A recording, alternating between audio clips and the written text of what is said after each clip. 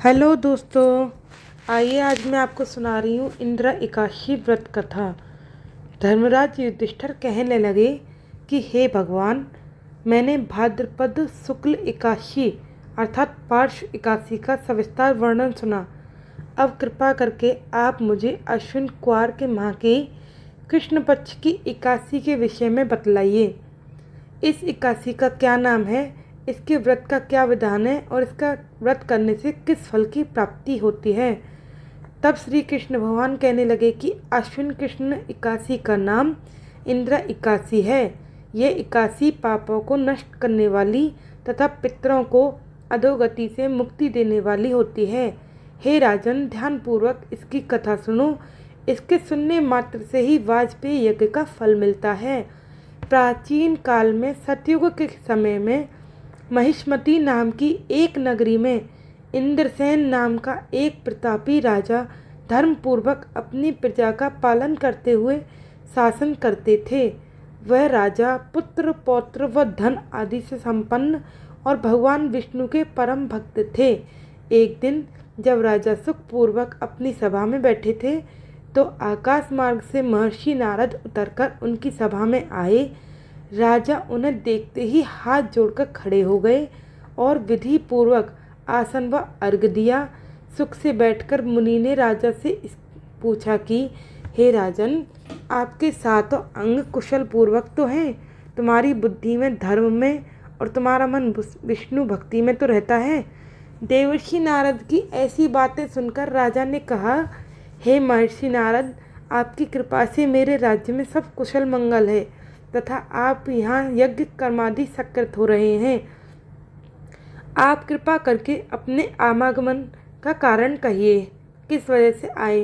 तब ऋषि कहने लगे, हे राजन, आप आश्चर्य देने वाले मेरे वचनों को सुनो। मैं एक समय ब्रह्मलोक से यमलोक को गया। वहाँ श्रद्धापूर्वक यमराज से पूजित होकर मैंने धर्मशील और सत्यवान धर्मराज की प्रशंसा की। उसी यमराज की सभा में महान ज्ञानी और धर्मात्मा तुम्हारे पिता को एकादशी का व्रत भंग होने के कारण देखा। उन्होंने संदेशा दिया, सो मैं तुम्हें कहता हूँ। उन्होंने कहा है कि पूर्व जन्म में कोई विघ्न हो जाने के कारण मैं यमराज के निकट रह रहा हूँ। सो हे पुत्र, यदि तुम अश्विन कृष्णा इंदिरा एकादशी का व्रत मेरे निमित्त करो तो मुझसे स्वर्ग की प्राप्ति हो सकती है।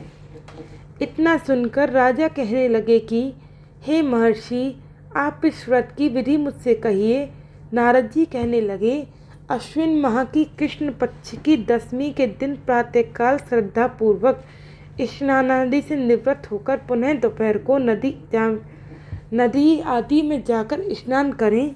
फिर श्रद्धापूर्वक पितरों का श्राद्ध करें और एक बार भोजन अवश्य करें। प्रातःकाल होने पर एकादशी के दिन दातुन आदि करके स्नान करके फिर व्रत के नियमों को भक्तिपूर्वक ग्रहण करता हुआ प्रतिज्ञा करे कि मैं आज संपूर्ण भोगों को त्याग कर निराहार एकादशी का व्रत करूँगा। हे अच्युत, हे पुंडरीकाक्ष, मैं आपकी शरण में हूँ, आप मेरी रक्षा कीजिए। इस प्रकार नियम पूर्वक शालिग्राम की मूर्ति के आगे विधि पूर्वक श्राद्ध करके योग्य ब्राह्मणों को फलाहार का भोजन कराएं और दक्षिणा दें। पितरों के श्राद्ध से जो बच जाए उसको सूंघकर गौ को दें तथा धूप दीप गंध पुष्प नैवेद्य आदि सब सामग्री से ऋषिकेश भगवान का पूजन करें। रात में भगवान के निकट जागरण करें। इसके पश्चात द्वादशी के दिन प्रातःकाल होने पर भगवान का पूजन करके ब्राह्मणों को भोजन कराएं। भाई बंधुओं, स्त्री और पुत्र सहित आप भी मौन होकर भोजन करें।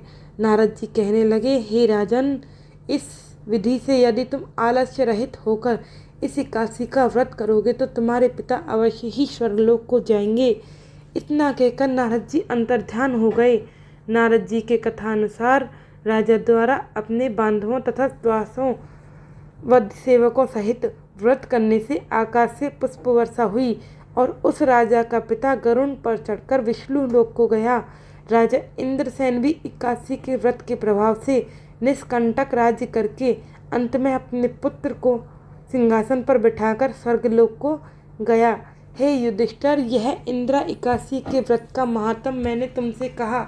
इसके पढ़ने और सुनने मात्र से पापों से छूट जाते हैं और सब प्रकार के भोगों से भोगकर वैकुंठ को प्राप्त होते हैं। धन्यवाद। ऐसी ही पौराणिक कहानियाँ को सुनने के लिए हमारे चैनल को लाइक करें, सब्सक्राइब करें और शेयर करना ना भूलें। Thank you.